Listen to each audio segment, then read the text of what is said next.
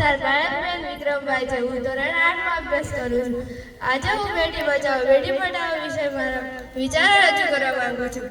બેટી બચાવો બેટી પઢાઓ રાષ્ટ્રના ઉત્થાનનો મંત્ર છે. જ્યારે એક દીકરો ભણે તો એક વ્યક્તિ શિક્ષિત થાય છે, પણ જો એક દીકરી ભણે તો આખો પરિવાર અને આવનારી પેઢી પણ શિક્ષિત થાય છે. સમાજમાં વર્ષોથી ચાલી આવતી દીકરાની ગેરસમજના કારણે કન્યા ભ્રૂણ હત્યા જેવા પાપો વધ્યા હતા.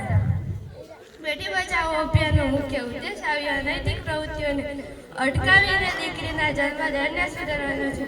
જ્યારે દીકરી જન્મશે જ નહીં તો સૃષ્ટિનું ચક્ર કેવી રીતે ચાલશે? દીકરી એ ઘરની લક્ષ્મી છે, તેને જન્મવાનો અને જીવવાનો સમાન અધિકાર છે.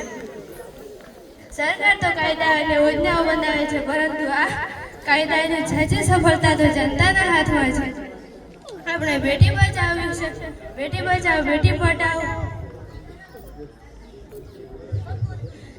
બેટી પઢાઓ દીકરો દીકરી એક સમાનના વિચારોને શીખવા પડે છે. જ્યારે દીકરી